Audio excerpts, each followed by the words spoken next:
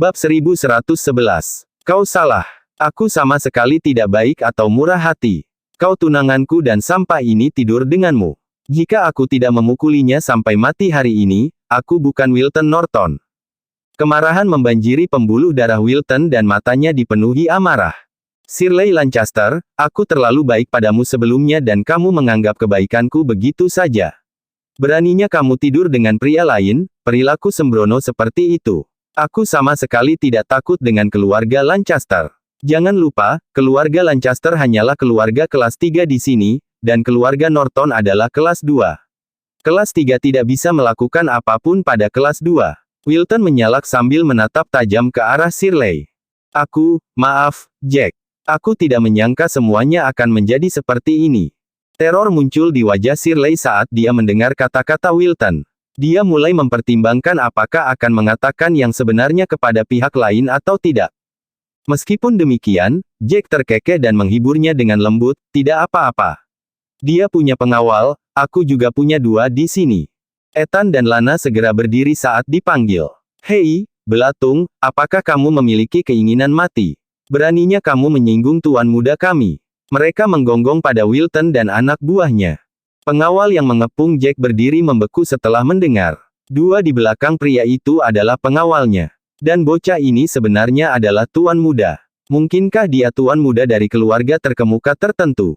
Para pengawal takut menyinggung orang yang sangat berwibawa, maka mereka semua memutar kepala dan menatap Wilton untuk perintah selanjutnya. Tuan muda Norton. Kebingungan muncul di fitur Wilton juga. Dia dengan cepat menyesuaikan dan mencibir dengan tawa seram. Oh, nak, aktingmu tidak buruk sama sekali, siapa yang kamu coba intimidasi? Di kota jiwa ini, aku belum pernah mendengar ada tuan muda dari keluarga White. Apalagi, hanya ada beberapa keluarga kelas 1 di sini, apa yang harus ditakuti? Bahkan jika dia kaya, dia paling-paling adalah tuan muda dari seorang pengusaha kaya. Pukul dia sampai mati, dia memesan. Tuan muda Norton benar, saya pikir bocah ini mungkin hanya mencoba mengulur waktu, menunggu kepala keluarga Lancaster datang dan menyelamatkan mereka. Salah satu pengawal tersenyum dingin. Dia menyerang langsung dengan kepalan tangan ke arah Ethan yang berdiri di depannya. Ethan dan Lana bertukar pandang sejenak dan keduanya menemukan mata mereka penuh kegembiraan. Mereka tidak bertarung untuk waktu yang lama, semua otot dan persendian mereka berteriak meminta latihan yang bagus. Sepertinya mereka bisa menggunakan pengawal ini untuk berlatih. Dalam beberapa detik, lusinan pengawal yang dibawa Wilton bersamanya tergeletak di tanah, meratap satu demi satu.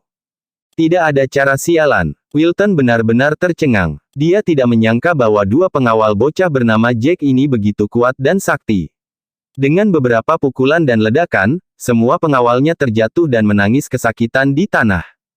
Kamu, pengawalmu, bukankah mereka terlalu kuat? Shirley bertelanjang kaki yang berdiri di samping Jack memiliki ekspresi konyol di wajahnya. Dia mempelajari Jack lagi, pria yang berpakaian sangat biasa, dia tidak menyangka pengawalnya begitu kuat. Dia juga mendengar bahwa sebagian besar pengawal Wilton adalah mantan tentara bayaran dan mereka memiliki kekuatan tempur yang kuat. Pejuang biasa tidak setara dengan mereka sama sekali. Dia jelas tidak menyangka bahwa pengawal yang terampil ini seperti tahu di depan mereka, lembut dan lemah. Bawa orang-orangmu dan pergi. Jack memandang Wilton, yang hampir membasahi celananya, dan menegur dengan dingin. Biarkan aku memberimu nasihat, perasaan dan cinta tidak bisa dipaksakan, begitu juga dengan pernikahan. Jangan ganggu Shirley lagi, kamu dengar aku. Bab 1112. Brad, aku akan membiarkanmu menang kali ini. Wilton merokok dengan amarah di dalam, tetapi dia tidak bisa berbuat apa-apa. Dia tidak pernah membayangkan bahwa dia, sebagai tuan muda dari keluarga kelas 2, tidak bisa berbuat apa-apa tentang situasi saat ini, tunangannya bersama pria lain dan dia bahkan tidak bisa memberi pelajaran pada bocah itu. Lebih buruk lagi, dia diancam oleh pria itu.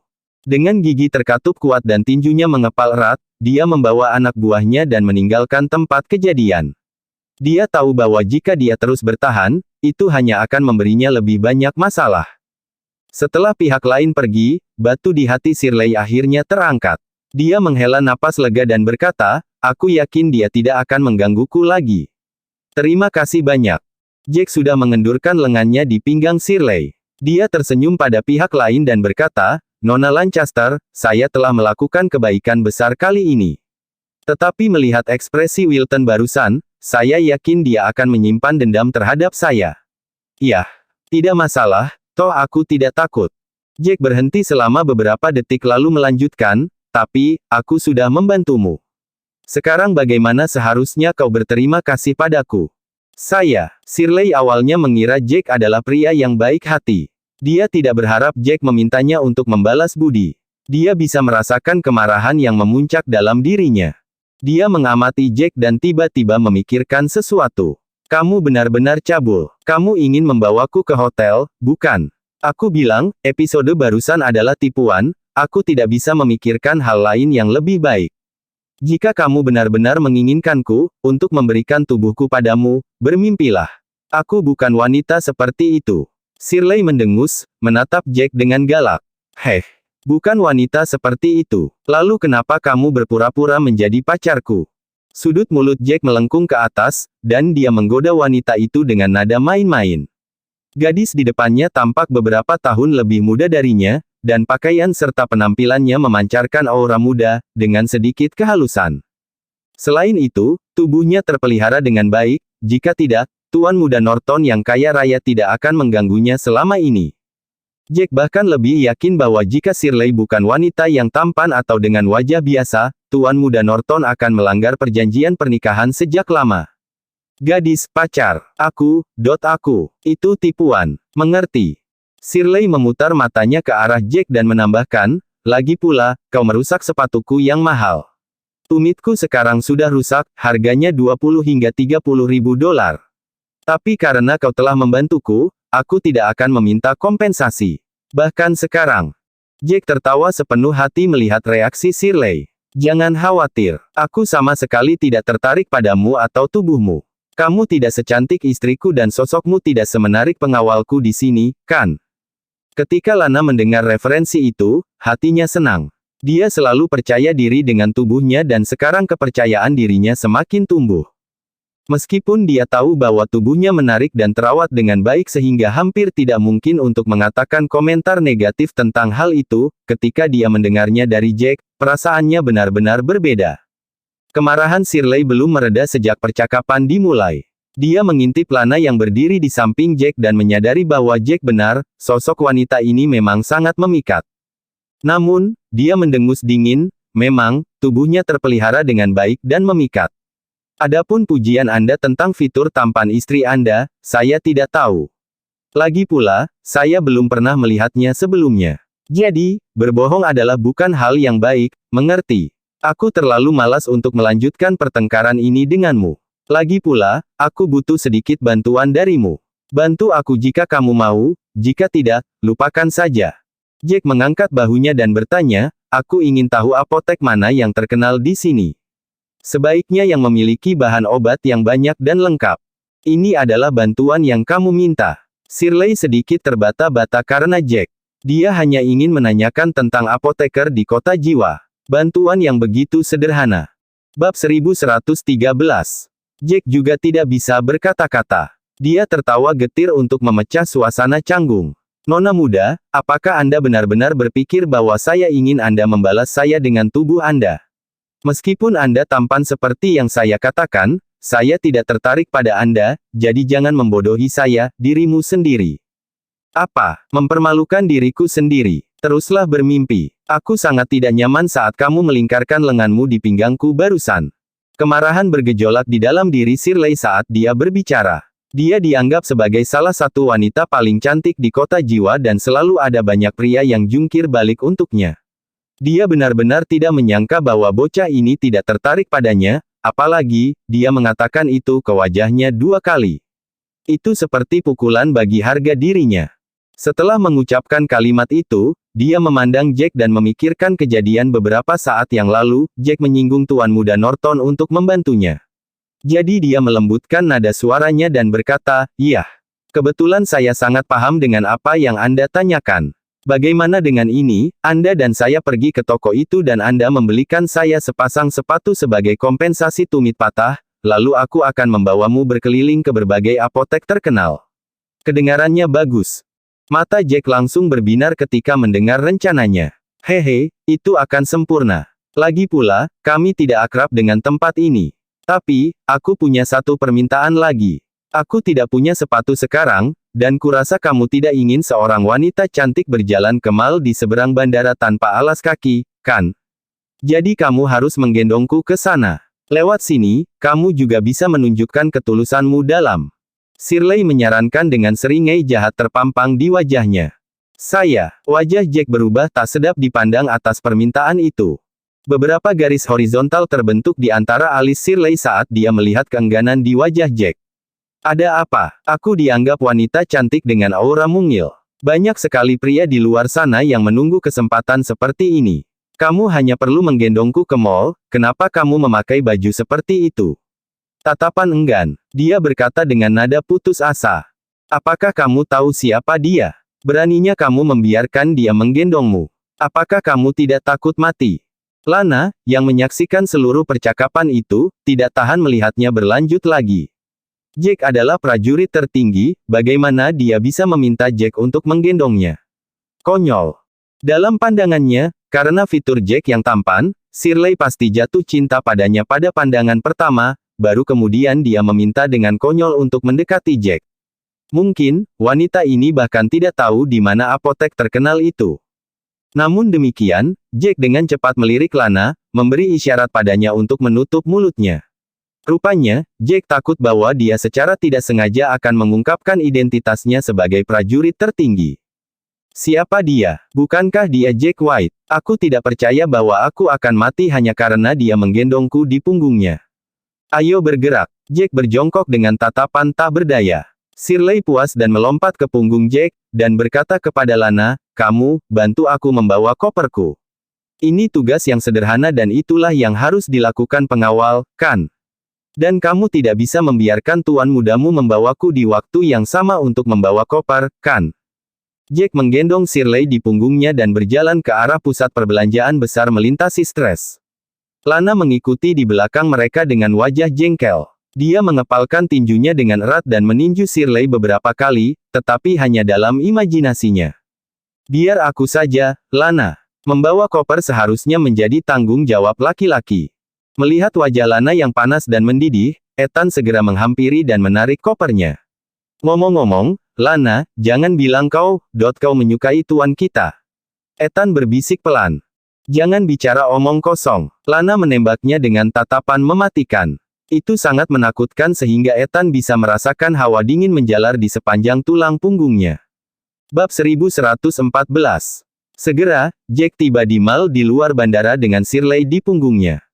Wajah Shirley merah padam saat dia berada di punggung Jack. Aura jantan yang dipancarkan Jack membuatnya sangat gugup. Dia tidak tahu bahwa pria ini, yang membuatnya marah, akan memberinya perasaan seperti itu. Hei, apa aku berat? Shirley memikirkannya dan dengan sengaja meminta untuk meringankan suasana. Kamu baik-baik saja. Jack membubarkan dengan acuh tak acuh dalam beberapa kata. Dia membawa Shirley ke toko sepatu yang dia lihat di depan. Oh ya, apa kamu yakin ingin membeli 2 pasang sepatu? Tentu saja, Anda telah merusak sepatu saya. Apakah Anda tidak tahu tentang kompensasi ganda? Shirley mengejar mulutnya yang halus dan berkata dengan arogan. Baiklah, gandakan. Jack tersenyum pahit. Ya ampun, sepupu. Apa kalian sedang menjalin hubungan? Ketika mereka selesai berbicara, seorang gadis muda yang sedang mencoba sepatu di toko segera berlari ketika dia melihat Shirley. Gadis itu membuka matanya lebar-lebar dan bola matanya hampir keluar dari rongganya karena dia sangat terkejut. Biarkan aku turun sekarang. Wajah Shirley memerah dalam warna merah tua dan dia ingin bersembunyi di bawah tanah. Dia benar-benar tidak bisa berkata-kata. Yang dia inginkan hanyalah menggertak Jack, dia tidak tahu bahwa adik sepupunya akan melihat mereka. Jack juga tidak menyangka akan bertemu dengan seseorang yang familiar sehingga dia segera menurunkan Shirley. Sepupu, ini pacarmu. Seleramu sangat bagus, dia sangat tampan. Aku iri. Gadis muda itu memandang Jack dari ujung kepala sampai ujung kaki saat dia berjalan mendekat dan berkata dengan gembira. Apa yang kamu bicarakan? Dia bukan pacarku. Shirley memutar matanya ke arah gadis cantik di depannya sebelum berkata. Willow, senang bertemu denganmu di sini. Aku tidak tahu bahwa aku akan bertemu denganmu segera setelah aku turun dari pesawat. Iya, sepupu. Kebetulan yang bagus. Jika bukan karena kebetulan ini, aku tidak akan melihat interaksi manis antara kamu dan pacarmu. Kata Willow sambil tersenyum. Jangan repot-repot menyangkalnya. Haha, jika ini bukan pacarmu, mengapa kamu di punggungnya? Sepupu, tidak ada yang perlu malu. Jangan khawatir, aku akan merahasiakan ini darimu. Paman dan yang lain tidak akan tahu tentang ini. Kata Willow senang. Dia segera memikirkan sesuatu dan menambahkan. Oh benar, masih ada Wilton. Dia juga tidak tahu tentang ini.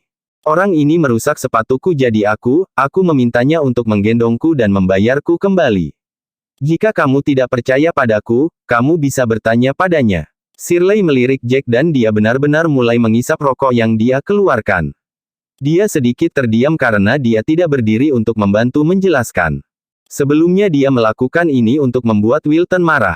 Itu merepotkan jika Willow salah paham tentang ini dan orang-orang mengetahuinya. Bagaimana dia akan menjelaskan kepada ayahnya dan yang lainnya? Dia benar. Jangan salah paham, aku hanya membayar sepatunya. Jack tersenyum dan berkata kepada Willow. Bab 1115. Mata Willow berbinar ketika mendengar apa yang dikatakan Jack. Dia berjalan ke depan dan menatap Jack dengan matanya yang cerah. Hei, apakah kamu masih lajang ketika kamu sangat tampan? Karena kamu bukan pacar sepupuku, bagaimana dengan menjadi pacarku? Meskipun aku tidak secantik sepupuku, aku tidak terlihat buruk juga, saya masih muda dan saya belum mengembangkan potensi penuh saya. Saya yakin saya akan lebih cantik dalam 2 tahun lagi. Bagaimana menurut Anda? Sudut mulut Jack sedikit berkedut. Dia tidak pernah membayangkan bahwa seorang gadis muda berusia sekitar 18 tahun akan mengungkapkan perasaannya kepadanya. Selain itu, ini adalah pertama kalinya mereka bertemu satu sama lain. Apakah gadis-gadis saat ini begitu proaktif? Nak, berhenti main-main. Aku bukan dari Soul City dan aku di sini hanya untuk menjalankan beberapa tugas. Kebetulan aku butuh bantuan sepupumu untuk sesuatu. Jack tersenyum tak berdaya dan berkata kepada Willow. Willow mengerutkan bibirnya dengan sedih dan berkata, ini sangat membosankan. Aku sangat cantik tapi aku ditolak. Kamu benar-benar tidak peka. Sebaiknya kau cepat memilih sepatumu. Shirley tidak bisa menahan tawa ketika dia melihat bagaimana Willow ditolak. Dia berbalik dan mulai mencari sepatunya. Dia berbicara dengan Jack setelah dia memilih 2 pasang sepatu. Hei Jack, 2 pasang sepatuku ini tidak murah. Harganya puluhan ribu. Kamu punya uang kan? Berapa semuanya, termasuk miliknya? Aku akan membayar dengan kartu. Jack tersenyum sambil melirik Willow, yang ada di samping mereka. Dia langsung menyerahkan kartu banknya kepada penjual. Baik, Tuan. Penjual sangat senang dan pergi untuk menyelesaikan penjualan. Sepertinya dia bertemu dengan orang kaya hari ini. Oh wow, tampan. Kamu benar-benar murah hati. Aku sangat suka pria yang murah hati sepertimu. Hei, kamu benar-benar tidak ingin mempertimbangkan untuk menjalin hubungan dengan gadis-gadis muda sepertiku. Aku mungkin bisa membiarkanmu mengalami sesuatu yang berbeda. Willow berkata dengan gembira saat melihat Jack juga membayar sepatunya. Willow, aku tidak tahu bahwa kamu sudah mulai memikirkan hal-hal seperti itu meskipun kamu masih sangat muda. Lagi pula, aku belum pernah melihatmu begitu proaktif di masa lalu. Shirley tidak bisa menahan diri dan mulai tertawa ketika dia melihat bagaimana Willow bertindak. Tahukah kamu, jarang aku bertemu dengan pria tampan seperti itu. Selain itu, aku bisa melihat aura yang berbeda pada dirinya. Dia berbeda dari yang lain tapi aku tidak bisa menggambarkannya. Aku merasa dia seperti raja ketika dia berdiri di sana. Willow memutar matanya ke arah Shirley dan berkata, Pset, kamu memberinya penilaian yang begitu tinggi. Shirley tersenyum pahit sebelum dia melanjutkan berbicara. Ayo, kita harus pergi. Aku akan membawa kalian ke apotek untuk melihatnya. Ya ampun, kalian di sini untuk membeli obat. Apakah ada yang sakit parah? Willow segera berkata ketika dia mendengar percakapan mereka. Salah satu teman sekelas saya memiliki kakek yang seorang dokter tradisional berpengalaman dan keterampilan medisnya cukup baik. Apakah kalian ingin saya membawa Anda untuk bertemu dengannya? Minta orang tua itu untuk melihat Anda. Haha, tidak perlu untuk itu karena kami tahu bagaimana merawat pasien. Kami hanya kekurangan beberapa ramuan dan sulit untuk mendapatkan ramuan ini jadi kami datang ke sini untuk melihatnya. Jack tertawa dan berkata. Segera, sekelompok orang pergi. Namun, beberapa mobil dengan cepat melaju dan berhenti di sisi jalan. Shirley, kapan kamu datang ke sini? Untungnya kami melihatmu atau sangat sulit untuk menemukanmu. Master Lancaster berjalan dengan pengawalnya, kepala pelayan, dan seorang pemuda ketika dia melihat Shirley. Dia kemudian berbicara dengan ekspresi dingin di wajahnya. Tuan Muda Norton bilang kamu punya pacar. Dia melirik Jack setelah dia berbicara dan terus berbicara saat wajahnya menjadi gelap. Apakah pria ini pacar yang Tuan Muda Norton sebutkan? Bersambung.